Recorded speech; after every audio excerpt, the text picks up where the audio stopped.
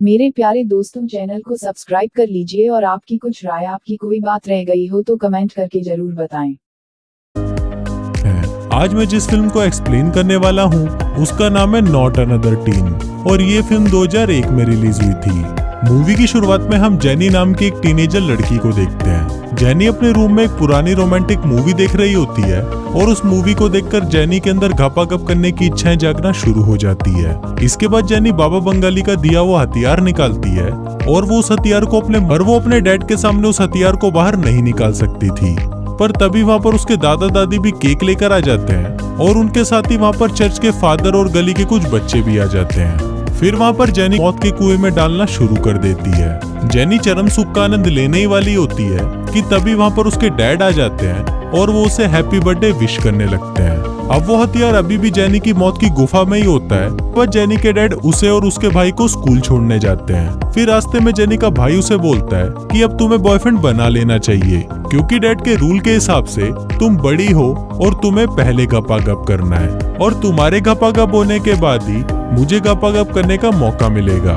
इसके बाद उनके डैड उन दोनों को स्कूल छोड़कर वहाँ से चले जाते हैं। इसके बाद हम स्कूल में का डॉग आकर जैसे ही उसके ब्लैंकेट को खींचता है तभी जेनी का वो हथियार उसके मौत के कुएं से निकलकर बाहर उछलता है और वो सीधा आकर उसके केक पर गिरता है, जिससे सभी लोगों को पता चल जाता है कि जेनी क्या कर रही थी। इसके बाद जो अपने दोस्तों के साथ बातें कर रहा होता है, पर तभी वहाँ पर कैथरीन नाम की एक लड़की आती है और वो जेक को उसके साथ घपाघप करने के लिए बोलने लगती है। दरअसल कैथरीन जेक की धुआंधार घपाघप करना ही है।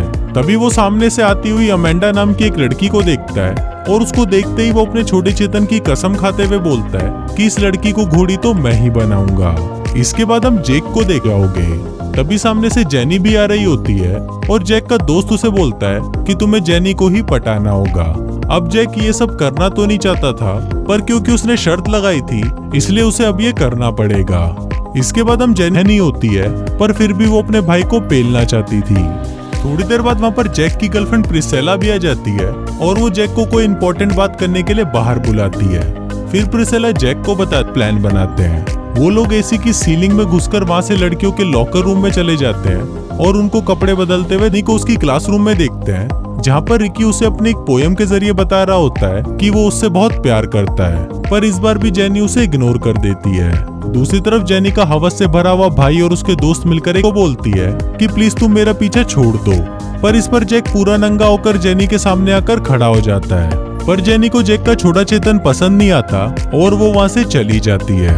इस देखने लगते हैं, पर थोड़ी देर बाद वो सीलिंग टूटने लगती है और वो सभी सीधा आकर जेनी के क्लास में गिरते हैं, जिसके कारण उनती है कि उसको देखकर जैक का छोटा चेतन खड़ा हो जाता है। इसके बाद वो तीनों पार्टी में जाते हैं और पार्टी में सभी लोग जेनी को देखने लगते हैं क्योंकि वो बहुत ज्यादा सुंदर लग रही थी। फिर थोड़ी देर बाद जेनी के बाद जैक अपनी बहन कैथरीन के साथ जेनी के घर पर आता है और वहाँ पर कैथरीन जेनी को पार्टी में जाने के लिए तैयार करती है। थोड़ी देर बाद जब जेनी तैयार होकर नीचे आती है तो वो इतनी सुंदर लग रही हो जेनी के घर पर उसे मनाने के लिए जाता है और कुछ देर तक बातें करने के बाद उन दोनों में नजदीकियां बढ़ती हैं और वो दोनों एक दूसरे को किस करने ही वाले होते हैं, पर दोनों को ही उस टाइम कंफर्टेबल फील नहीं, बहुत ज्यादा ड्रिंक कर लेती है और पार्टी में उल्टी सीधी हरकतें करना शुरू कर देती है।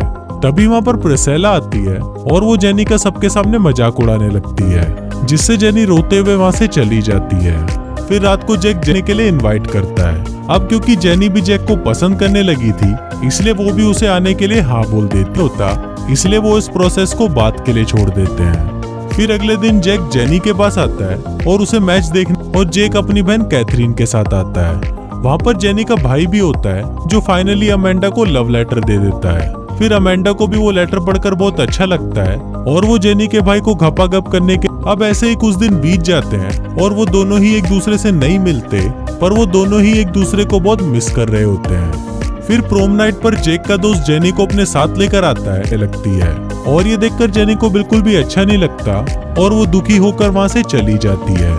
फिर वहाँ पर कॉलेज की प्रिंसिपल प्रोम किंग और क्वीन का अनाउंसमेंट करते हैं और प्रोम किंग जैक को बनाया जाता है। फिर प्रोम क्वीन की बारी आती है और प्रिंसिपल बोलता है कि इस बार प्रोम क्वीन दो लड़कियों के बीच में टाई हुआ है के लिए अपने साथ ले जाती है। दूसरी तरफ जेनी जैक के दोस्त के साथ डांस कर रही होती है और जैक अपनी बहन के साथ डांस कर रहा होता है। फिर डांस करते वक्त कैथरीन जैक को अचानक किस करने